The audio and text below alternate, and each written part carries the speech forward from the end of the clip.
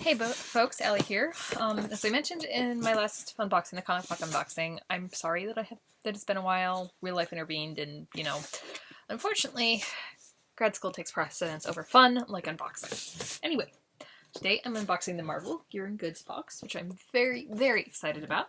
The theme is Mad Scientist, and it's all full of kitchen gear, so that's exciting to me.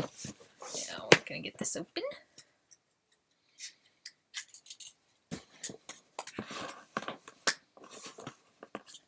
Come on.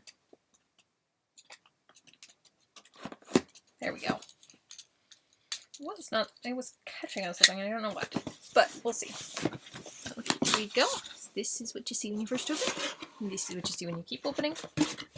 And then this is what you see when you get the whole thing open. So that's cool looking. So let's start with the top item, which is, of course, one of the items from the many, many spoilers they sent out. I'm pretty sure they spoiled the entire box, actually. They really must be having trouble selling this box, which I don't get because I think it's a really cool box. Anyway, here is the apron, which is a really cool looking apron. Very cool. And it's actually usable, unlike that one from the Loot Anime back in October, which was a replica only. Don't actually use this apron, so what is the point of having something if it's not actually usable? Anyway. Yeah, that's the apron. Very cool. Not the cool, but not what we're here for. Aprons are just aprons. You have dozens of those. Now, first item, other than the apron, is another item from the spoilers. Because as I said, I'm fairly certain they spoiled the whole box, except like the pin. If I can get it out, we have the MODOK ice mold. Pop them apart. See, you pop them apart. You can fill them up, close them up, then freeze them. I'm not sure how well. I feel like you might need rubber bands or something to hold him closed, just because I feel like it's very easy to pop him apart. So that might be a problem. Yeah. He's about the right size for a whiskey tumbler, which is about normal for their bigger molds that they send out. But including the Dungeons & Dragons one that they're supposedly going to send when they finally send out this month's Socks and Wearable. For January's, I mean. It's February now, obviously. But January's Socks and Wearable, I'm at the point where I'm thinking we're going to end up getting February's first, except that it's Lootwear, so something is going to end up delayed along the way. But anyway, yeah, that's MODOK. Very cool. I love I love getting kitchen goods because I've said it before and I'll say it again. If you're gonna have fun, have to have something anyway, you might as well have a fun version of it. Okay, next item. Here we go.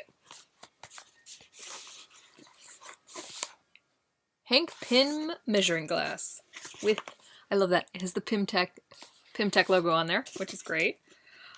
I am actually a huge Hank fan. I always have been. He's one of the most underrated Avengers in my mind. And, you know, he's been so mistreated in recent years. It's just, you don't get it. Okay, this is a paper thingy in it that I'm not going to pull out right now because it probably helps stay together in packing.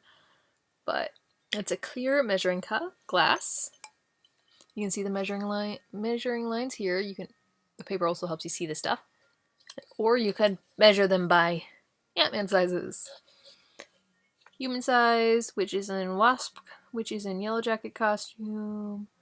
Little Ant-Man, all the way up to a Giant Man costume. It has all different Ant-Man costumes working their way up through the sizes. So that's pretty cool.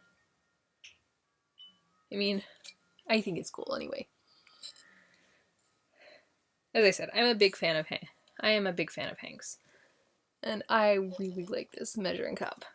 I mean, measuring cups, once again, there's something you gotta have anyway, so having a fun one, very cool. Okay, let's get this back in the bubble wrap so that we can pack it up for storage later.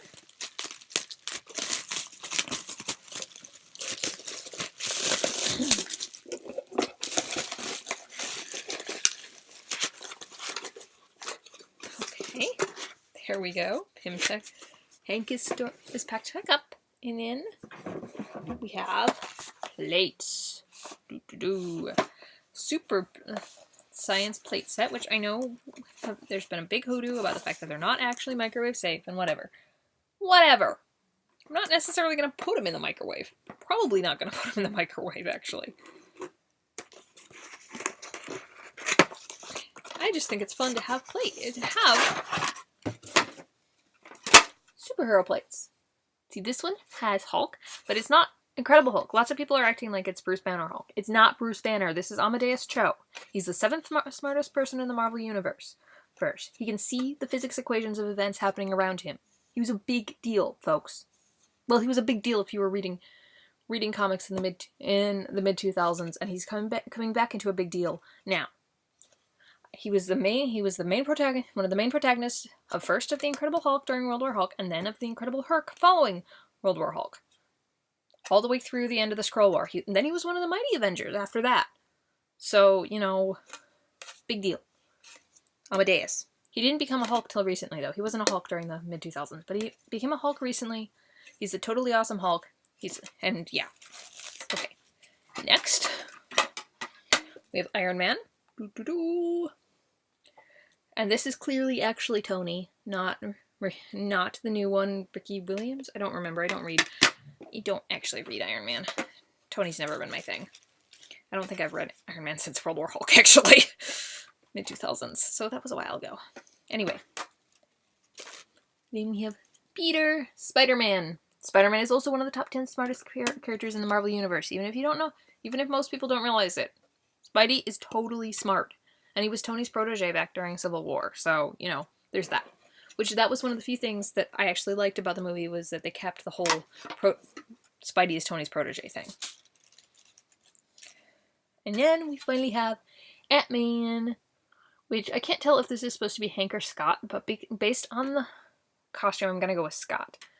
I've always been a very big fan of Scott. My fandom stems actually not from the movie, like a lot of people's do, but because one of my all-time favorite runs of Fantastic Four is when Tom DeFalco was writing in the 90s. Which, yeah, obviously I read years later because I was like 2 years old when he was writing Fantastic Four. And I know a lot of people don't like that run, but I love it. DeFalco is one of my favorite authors of all time. Anyway, but Scott was a member of the Fantastic Four during DeFalco's run because Reed was presumed dead, but not really. It was a whole thing. But anyway, Scott was the fill-in member, and I became a fan of him then. My uncle is an even bigger Fantastic Four fan than I am, and he was so excited when the Ant-Man movie had Scott as their Ant-Man because it meant he could finally get a Scott action figure, which they hadn't made before. And he had action figures of everyone else to ever be a member of the Fantastic Four, but not Scott. So he was super excited for that. I remember him talking about it when it happened. Okay, anyway. So I think the only things we have left in here are the pin, which is of Ultron's head.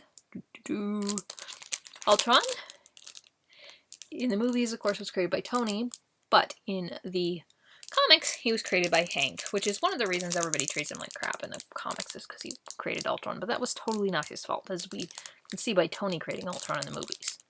But anyway, this is more comic Ultron in the head than movie Ultron, and I'm okay with that. Ultron is one of those really cool villains.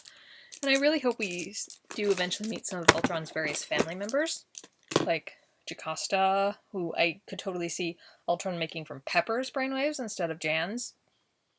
In the comics, he made Jocasta from the brainwaves of Janet Van Dyne, Janet Pym, Hank's wife, as a way of taunting his creator.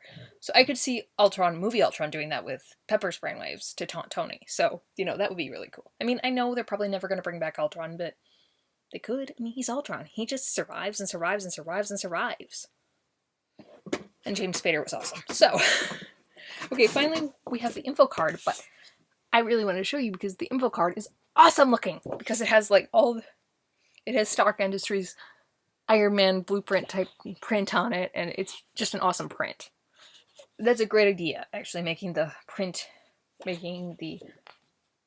info card be a working print. Like on the back, you have all the info about the stuff. Here we go, so you can see. But on the front, you get this awesome print. Really cool idea. Because it adds a little bonus to the box, which you wouldn't otherwise get. Okay, well, that is the Marvel Gear and Goods box for the month of January of the year 2017, which is still so weird. Anyway, I will see you all soon. I'm gonna film one more unboxing tonight, and it'll be a special one because it's gonna be the Gamer Blocks E and M, which I've been waiting on doing those because I got M arrived like a month and a half ago, and E arrived today. So, you know, well, not a month and a half ago, but it was at least 3 weeks ago. M arrived super early, and E just didn't. But E's here now, so I get to check it out. See you soon. Bye.